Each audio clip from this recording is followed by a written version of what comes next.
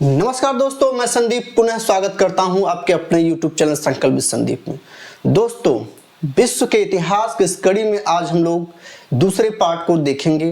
पहले पार्ट को हम लोगों ने देख लिया है।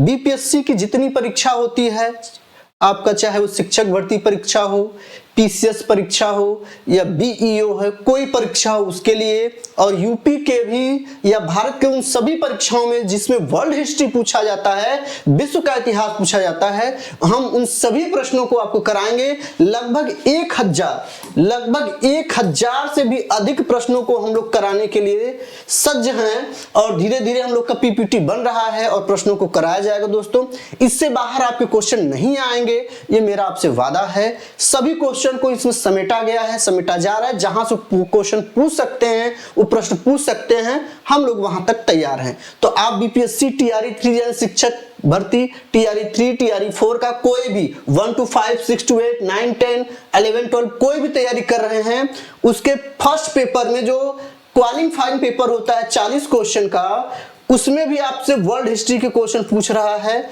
तो आप ध्यान रखिएगा, ये सबके लिए जरूरी है जो भी बीपीएससी की तैयारी कर रहे हैं। तो आइए दोस्तों, बहुत समय न लेते हुए पहले प्रश्न की तरफ हम लोग चलते हैं। प्रश्न पहला क्या है, थोड़ा सा देख लें एक बार। दिखाई दे रहा है? सही आवाज जा रही है? चलिए, अच्छा ठीक है। हाँ, शक्ति चालित करघे पावर लूम का आविष्कार किसने किया? किसने किया? किसने किया? हम आपको 30 सेकंड का समय देंगे दोस्तों। वर्ल्ड हिस्ट्री का एक है क्वेश्चन, बताइए किसने किया। A Robert Pattinson, Richard Arkwright, Edmund Cartwright, James Hargreaves. शक्ति चालित करघे यानी ये पावर लूम की बात कर रहा है, पावर लूम की बात कर रहा है दोस्तों। ये इसका आप सटीक उत्तर दीजिए हमें। चलिए बताइए, इसका सही उत्तर क्या होगा दोस्तों? इसका सही उत्तर होगा एडमंड कार्टराइट। एडमंड का, रिचर्ड आर्कराइट नहीं, एडमंड कार्टराइट हैं, ये ध्यान देना है। एडमंड कार्टराइट हैं, ये ध्यान देना है। दोस्तों, कॉपी पेन निकाल लीजिए, प्रश्नों को लिख लीजिए, जो उत्तर हम बता रहे हैं उस उत्तर को सीधे लिख लीजिए। एग्जाम हॉल में जाने से पहले सभी 1000 प्रश्नों को दोहरा के अच्छे से जाइएगा। हम आपको वो दावा देते हैं, आपका सिलेक्शन कोई नहीं रोक पाएगा, कोई नहीं रोक पाएगा। अगला प्रश्न है, ब्रिटिश इतिहासकार ट्रेवेलियन ने किसे नई खेती का मसीहा या अवतार कहा? John Kay, Thomas, Newcomen, Young Arthur, Townsend. British इतिहासकार ट्रेवेलियन ने किसे नई खेती का मसीहा का अवतार कहा? किसको कहा नई मसीहा, नई खेती का मसीहा या अवतार कहा? 30 सेकंड का आपके पास समय है, जल्दी बताइए, बोलिए भाई। तो इसका सही उत्तर क्या होगा दोस्तों? इसका सही उत्तर होगा यंग आर्थर, यानी बी उत्तर इसका सही होगा। जल्दी से आप लोग इसको नोट कर लीजिए, यंग आर्थर। यंग आर्थर इसका सही उत्तर होने वाला है। ठीक है, अगला नेक्स्ट। किसने 1807 में प्रथम वाष्प चलित नौका क्लेमोंट का आविष्कार किया, जिसे कईयों ने शैतान का औजार कहा? इसको शैतान का औजार कहा। ये क्वेश्चन शायद फर्स्ट में भाग 1 जो मैं करा दिया हूं आपको, उसमें भी हमने शायद इस प्रश्न को दिया था, लेकिन फिर से रिपीट हुआ है। इसका उत्तर जल्दी से आप बताइए। किसने 1807 में प्रथम वाष्प चलित नौका क्लेमोंट का आविष्कार किया, जिसे कईयों ने शैतान का औजार कहा था? बताइए भाई। इसका सही उत्तर क्या होगा दोस्तों? Robert Fulton. इसका सही उत्तर क्या होगा? रॉबर्ट फुल्टन इसके सही उत्तर हैं। रॉबर्ट फुल्टन ने क्लेमेंट के आविष्कार को क्या कहा? शैतान कहा, शैतान का औजार कहा। ठीक है, चलिए आगे। ब्रिटेन व फ्रांस के मध्य हुई, ब्रिटेन व फ्रांस के मध्य हुई किस संधि से 1860 के बाद के वर्षों में मुक्त व्यापार का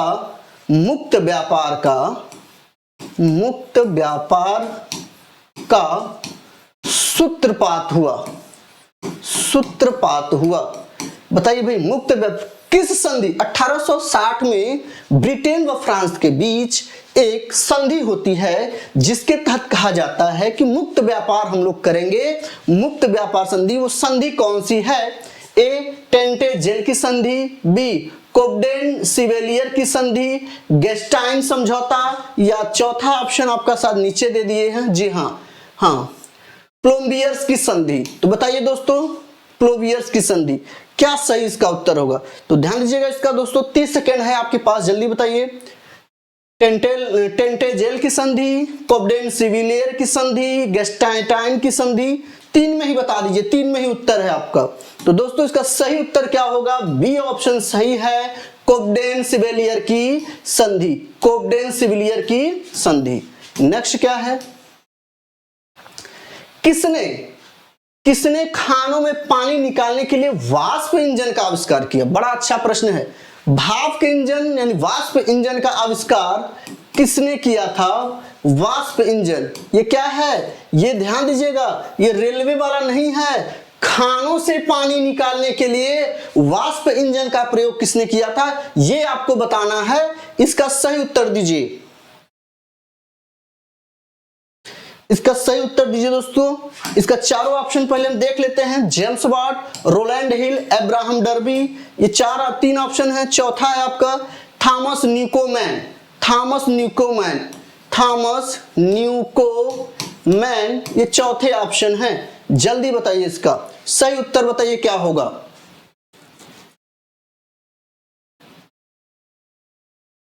तो इसका सही उत्तर क्या होगा दोस्तों? थॉमस न्यूकोमैन ही इसका डी ऑप्शन जो है ये सही होगा। थॉमस न्यूकोमैन है। लोग गलती से इसमें क्या लगा देंगे, इस प्रश्न में गलती से सब जल्दबाजी में जेम्स वाट लगा देंगे। जेम्स वाट नहीं होगा। प्रश्न क्या कर रहा है कि खानों से पानी निकालने का वाष्प इंजन का प्रयोग किया, आविष्कार किया। तो इसका उत्तर जेम्स वाट नहीं होगा दोस्तों, इसका उत्तर होगा थॉमस न्यूकोमैन होगा। अगला है, किसके उपन्यास हार्ड टाइम्स 1854 में एक काल्पनिक औद्योगिक उदास शहर का वर्णन मिलता है? उदास शहर का वर्णन मिलता है। ए नेटजूल, एडम स्मिथ, चार्ल्स डिकेंस, और चौथा ऑप्शन है आपका एमिल जोला। तो बताइए भाई, किसके उपन्यास हार्ड टाइम में एक काल्पनिक औद्योगिक उदास शहर का वर्णन मिलता है? जल्दी बताइए। तो इसका सही उत्तर क्या होगा दोस्तों? इसका सही उत्तर होगा चार्ल्स डिकेंस। इसका सही उत्तर होगा चार्ल्स डिकेंस। ये ध्यान दीजिएगा, चार्ल्स डिकेंस। उदास शहर का वर्णन किसने किया है? चार्ल्स डिकेंस ने किया है।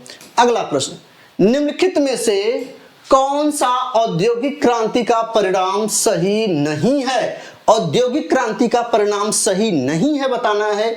ए नए औद्योगिक केंद्रों का विकास हुआ, औद्योगिक क्रांति से घरेलू उद्योगों का विकास हुआ, औद्योगिक क्रांति से बड़े उत्पादन ने औपनिवेशिक प्रतिस्पर्धा को बढ़ावा दिया, और डी ऑप्शन इसका है सामाजिक क्षेत्र में संयुक्त परिवार प्रणाली को आघात लगा। ये आपका डी ऑप्शन है। इस बार थोड़ा सा पीपीटी बनाने में दिक्कत हुआ दोस्तों, अगली बार इसको सही कर लिया जाएगा। निम्न में से कौन सा औद्योगिक क्रांति का परिणाम सही नहीं है? ध्यान दीजिएगा, औद्योगिक क्रांति हुआ यानी औद्योगिक प्रणाली जब शुरू हो गई इंग्लैंड में, इंग्लैंड औद्योगिक क्रांति का जन्मदाता था। और उस दूसरा सबसे बड़ा जन्मदाता किसको माना जाता है? जर्मनी को माना जाता है। तो ध्यान के औद्योगिक क्रांति से घरेलू उद्योगों के विकास पर कोई प्रभाव नहीं पड़ा था। यही आपका सही उत्तर हो जाएगा, उत्तर बी। अगला, किसने कोयले से कोक बनाने की प्रणाली का आविष्कार किया? अब्राहम डर्बी, चार्ल्स कोलिंग, और दो ऑप्शन और हैं। फिर से प्रश्न देख लीजिए, किसने कोयले से कोक बनाने की प्रणाली का आविष्कार किया? Abraham Darby, Charles Colling, John Kay और जॉन मकाडम। बताइए, जॉन मकाडम। कोयले से पूछा है इसमें, कोयले से बनाने के, ये भी क्वेश्चन रिपीट हुआ है दोस्तों, ये भी क्वेश्चन रिपीट हुआ है, ध्यान रखिएगा, यह भी क्वेश्चन रिपीट हुआ है। अब्राहम डर्बी ने कोयले से कोक बनाने की प्रणाली का विकास किया, इंग्लैंड में ही इसका विकास हुआ। ये ध्यान रखिएगा, इसका विकास कहाँ हुआ? इंग्लैंड। जो हमने फर्स्ट सीरीज देखी थी, भाग 1 भाग 2 जो देख रहे हैं, भाग 3, ये सभी इंग्लैंड की क्रांति से संबंधित भाग 3 रहेंगे।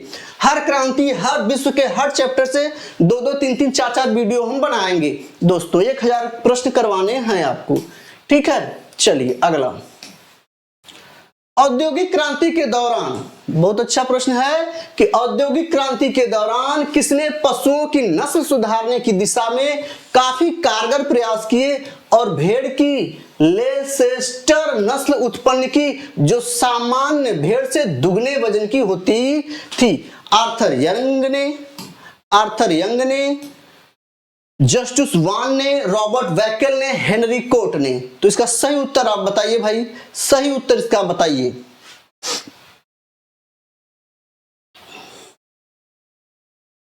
इसका सही उत्तर, प्रश्न फिर से देख लीजिए।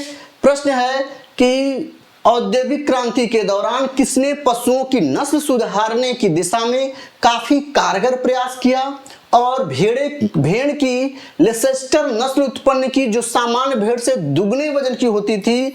ऐसा करने वाला व्यक्ति कौन था? तो इसका सही उत्तर होगा रॉबर्ट बैकवेल। हम दोस्तों सभी क्रांतियां पढ़ेंगे, फ्रांस की क्रांति, जर्मनी की क्रांति, अमेरिका का स्वतंत्रता संघर्ष, है ना, सब हिटलर का, सब पढ़ेंगे दोस्तों, सब क्रम से करेंगे। अगला है, किसने स्पेनिंग जैनिंग और वाटर फ्रेम दोनों को मिलाकर बारीक सूत काटने वाली मशीन यानी म्यूल यानी खच्चर बनाई? किसने बनाई थी दोस्तों? किसने स्पेनिंग जैनिंग और वाटर फ्रेम दोनों मिलाकर बनाया था?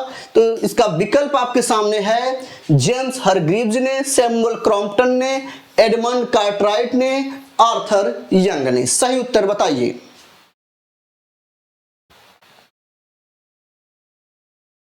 बोले भाई, इसका सही उत्तर क्या होगा? Samuel Crompton. इसका सही उत्तर क्या होगा? सैमुअल क्रॉम्पटन ने क्या किया? सैमुअल क्रॉम्पटन ने स्पिनिंग जैनिंग और वाटर फ्रेम दोनों को मिलाकर सूत काटने वाली मशीन म्यूल को बनाया था। यह ध्यान रखना है आपको, म्यूल को बनाया था। अगला, औद्योगिक क्रांति के दौरान, ध्यान दीजिएगा, औद्योगिक क्रांति के दौरान किस वर्ष बनाए गए कानून के तहत 9 वर्ष से कम आयु के बच्चों से फैक्ट्रियों में काम कराने पर पाबंदी लगा दी गई?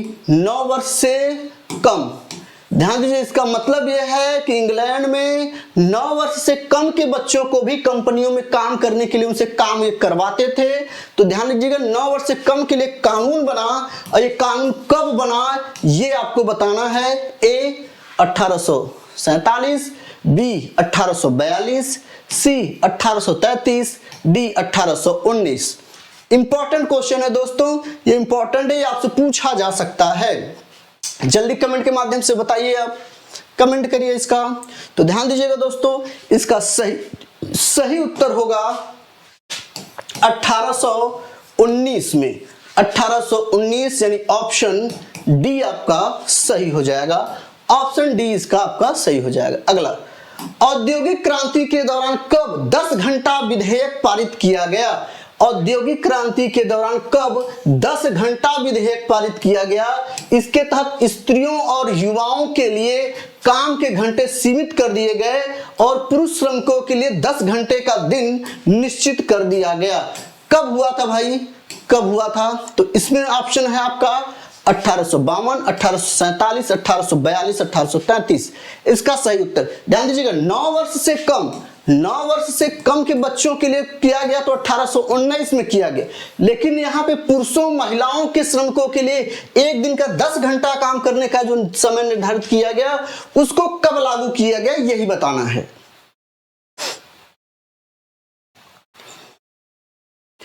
तो इसका सही उत्तर क्या होगा दोस्तों? 1847। ध्यान दीजिएगा, 10 घंटे से कम महिलाओं पुरुषों के लिए जो अधिनियम कानून बने वो 1847 में बने, और 9 वर्ष से कम के बच्चों को जो काम करने के लिए बिना वो 1819 में बने थे। 1819 में बने थे।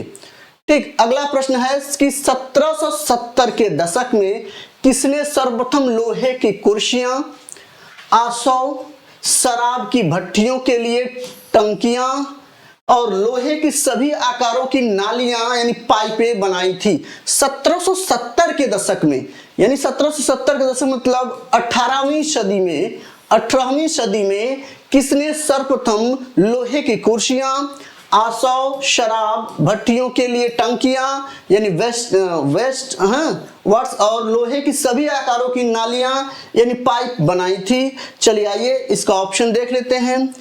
जॉन विल्किंसन ने, पहला option John Wilkinson, Thomas Edison, Henry Cort ने, जॉन मेटकॉफ ने।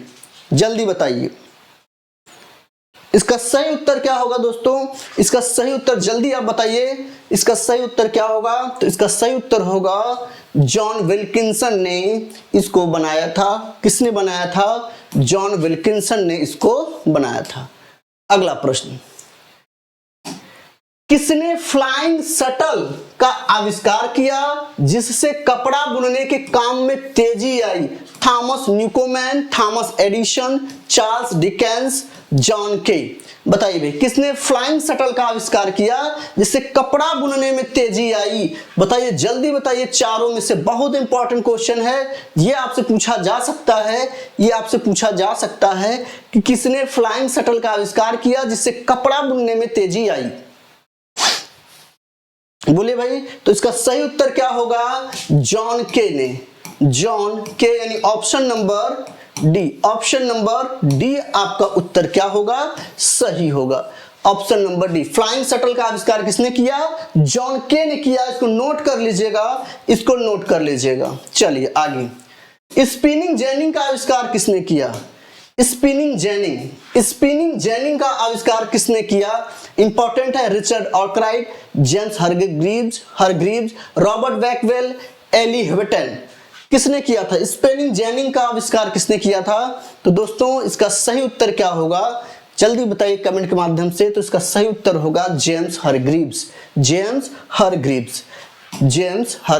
अगला, औद्योगिक क्रांति किस शताब्दी में हुई? मोस्ट इंपॉर्टेंट दोस्तों आज का क्वेश्चन, मोस्ट इंपॉर्टेंट, औद्योगिक क्रांति किस शताब्दी में हुई? बताइए। बोले भाई ध्यान दीजिएगा, 1600 ईस्वी में ईस्ट इंडिया कंपनी भारत आई थी।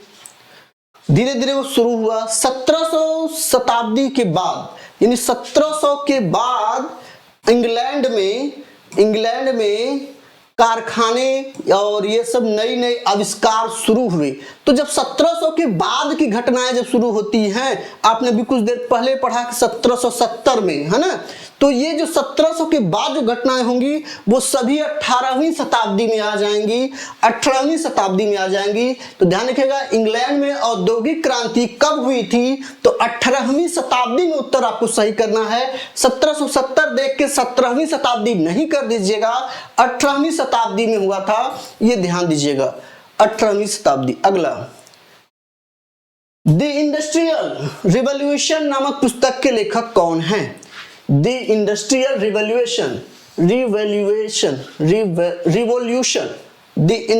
रिवॉल्यूशन नामक पुस्तक के लेखक कौन हैं? बताइए भाई कौन है? 30 सेकंड का समय है, जल्दी बताइए। द इंडस्ट्रियल रिवॉल्यूशन नामक पुस्तक के लेखक कौन है? ए ब्लांकी, टाइनबी, हॉब्सबॉम, टी.एस. एडिसन। तो इसका सही उत्तर क्या होगा दोस्तों? डी। इसका सही उत्तर क्या होगा? डी होगा टी.एस. एडिसन। इसका सही उत्तर क्या होगा? टी.एस. एडिसन। अगला, औद्योगिक क्रांति का प्रारंभ किस उद्योग धंधे से हुआ?